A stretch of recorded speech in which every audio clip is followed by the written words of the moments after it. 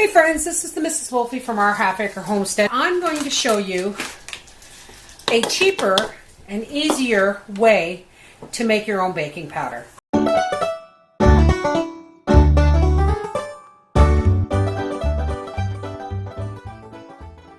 Now, baking powder is something we use on a regular basis, but obviously a lot of people don't know that you can actually make it yourself, and it's really easy. You can go to the bulk store and buy a nice big hunk of cream of tartar.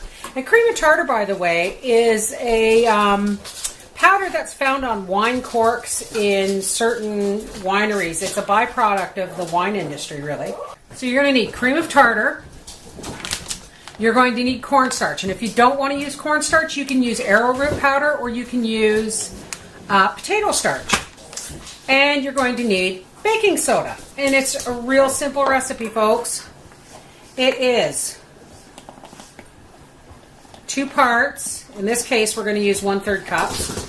So I'm going to use 2/3 of a cup of cream of tartar. 1/3 of a cup, whoops, getting it all over the place, cornstarch, and 1/3 of a cup of baking soda. Oops. Now I sift this all together just so that it is properly mixed and there's no lumps. If you don't have a fancy sifter like this, you can just use a wire sieve and shake it through. And there you have it, folks. Baking powder. Isn't that amazing?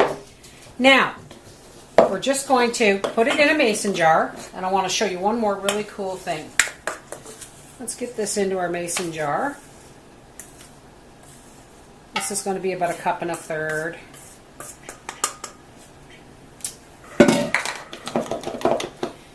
You see this? This is a lid off a Kraft Parmesan cheese jar. And it has the measuring side and that side. And guess what, folks? It fits on the rim of a standard mason jar. So you can put this in your cupboard. Whoops, I didn't screw it down tight enough. But you can put this in your cupboard and you can measure out your baking powder. This is the Mrs. Volfie from our Half Acre Homestead saying, baking powder, why buy it when you can make it cheaper?